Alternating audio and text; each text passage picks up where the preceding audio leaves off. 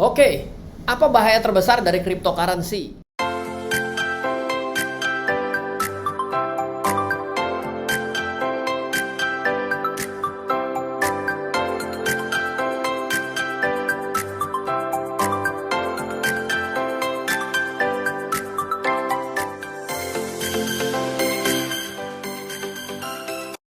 Oke, apa bahaya terbesar dari cryptocurrency? Ada pertanyaan yang ditanyakan kepada saya, menurut Mas Ryan apa bahaya cryptocurrency yang paling besar? Nah, kebetulan kita punya satu studi kasus belakangan ini yang baru saja heboh, yaitu adalah belajar dari kasus Luna. Luna itu akhirnya sebuah koin yang luar biasa menghasilkan $100 satu koin, mulai dari hanya puluhan satuan dolar, lalu berubah menjadi 0,00 sekian, dan akhirnya akibat crash, Luna melakukan hard fork.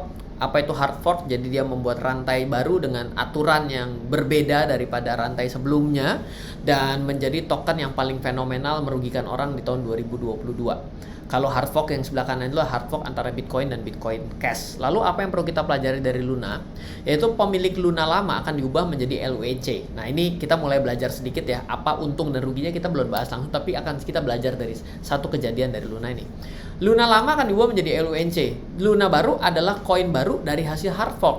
Dan pemilik Luna lama akan disebut sebagai LUNC, maka diberikan Luna yang baru. Jadi kalau pemilik Luna lama akan diberikan Luna yang baru. Bingung dari bagi yang belum punya atau baru dengar hari ini? Yes, betul, ini adalah sesuatu aturan yang boleh dibilang akibat semuanya konsorsium ini menyatakan mayoritas setuju untuk di hard fork, ya di hard fork. Di sini tidak ada peran pemerintah, ya meskipun si owner founder daripada koin ini lagi dicoba diperiksa dan diregulasi, katanya mau diregulasi di Korea. We will see apa yang akhirnya terjadi. Namun tetap saja ini kebijakan berjalan akibat konsensus mengatakan Luna baru dibuat dan Luna lama itu ya akan menjadi Luna klasik, dan disetujui. Bagi yang masih nyangkut dengan LUNC-nya, nih tipsnya bagi yang sudah simpan LUNC pada Terra Station dan tidak terlihat, karena kemarin kan kita bahasnya untuk dikembalikan kepada Terra Station. Sebenarnya pergilah ke aplikasi yang ada di handphone, maka Anda akan menemukan Luna baru Anda. Sedangkan kalau yang masih tidak ketemu, Anda boleh buka di desktop, maka Anda akan menemukan Luna lama Anda ada di sana. Jadi dengan wallet yang sama tetap sebenarnya mencatat kedua-duanya gitu ya. Nah, sekarang kita akan melihat dari bagian yang juga menjadi sesuatu yang bahayanya dari kripto adalah di Binance ya. Contohnya bersyukurlah bahwa kita pada saat ini Binance adalah salah satu token, adalah exchange yang di luar daripada Indonesia, namun ya tetap ada korelasinya dengan market Indonesia. Binance menurut saya agak salah nih dalam melakukan sebuah pendataan ulang. Jadi Binance ini mencatat antara Luna baru dan Luna lama, Luna baru dan Luna yang lama itu di historicalnya dijadikan satu pada TradingView. Ini berbahaya buat saya karena dengan kita melihat seperti ini seolah-olah ya Luna berkelanjutan, padahal pada saat ini sudah tidak ada hubungan antara Luna setelah hard fork dan tidak. Jadi sebelum tanggal 31 ada harga koin Luna yang lama adalah LUNC, pada tanggal 31 sudah menjadi Luna yang baru selanjutnya. Pada harga snapshot sebelum tanggal 31 dan pada saat menuju hard fork, Binance tidak memperdagangkannya padahal. Dan tiba-tiba seperti terjadi penipuan statistik kalau menurut saya, ini jadi mengalami kenaikan yang signifikan. Padahal ini kenaikan signifikan ini tidak dalam konteks koin yang sama antara Luna baru dan lama. Dan ini dicatatkan jadi satu. Iya, mungkin adalah ketidaksengajaan, dan mungkin juga karena tidak ada aturan mengenai hal ini, berbeda dengan market saham. Dan kalau dicek pada market exchange lain, itu di dalam TradingView tidak mencantumkan seperti ini. Ini adalah sesuatu yang tidak standar. Ada kata kunci di sini. Jadi ketika tadi ditanyakan apa bahayanya, ya contohnya kayak gini. Ditanya standarnya mana? Gak ada. Ya, Binance melakukan, why? Nggak boleh. Boleh saja. Dan bener kok, itu namanya Luna sama-sama Luna. Dan dia mencatatkan bahwa Luna yang baru disebut LUNC. Tapi yang Luna yang lama, historical yang lama tercatat seperti kondisi melanjutkan, emang salah. Ya, siapa yang bisa jawab? Orang ini tidak ada regulasi yang jelas secara frameworknya.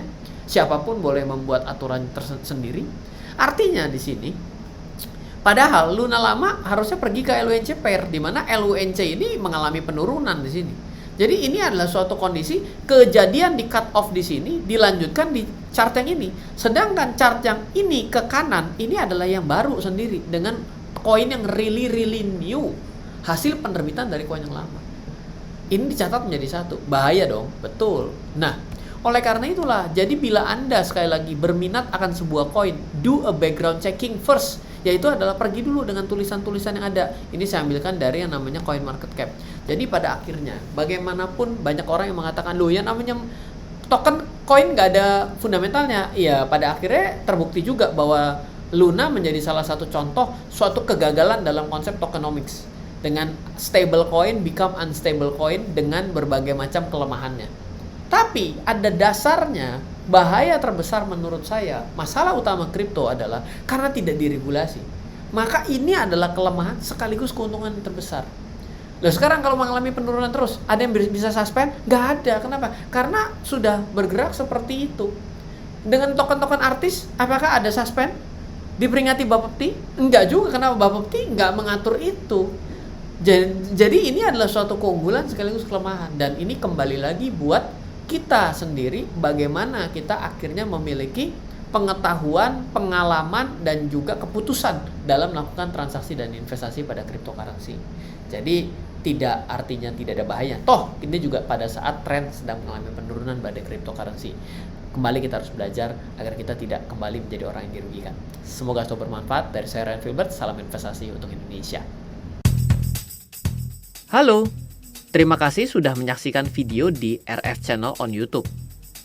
RF Channel adalah channel edukasi untuk kita secara bersama-sama belajar dan mendapatkan aktualisasi mengenai investasi, keuangan, dan bisnis bersama saya, Ryan Filbert, dan tim. Add nomor WhatsApp saya di 0895 07 08 0789 0895 07 08 0789. Download aplikasi MyRF di Android atau iOS untuk mendapatkan artikel dan tema-tema khusus mengenai edukasi investasi, keuangan, dan bisnis pada aplikasi MyRF sekarang juga. Setiap bulan, saya bersama dengan tim memiliki kelas, mulai dari belajar trading dengan analisa teknikal, yang strateginya bisa Anda terapkan pada seluruh market, mulai dari saham, forex, hingga cryptocurrency, atau kelas investasi saham bernama Fundamental Camp.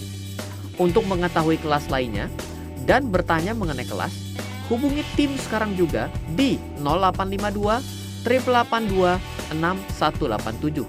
Sekali lagi, 0852 882 6187. Semoga terus bermanfaat. Dari saya Ryan Filbert, salam investasi untuk Indonesia.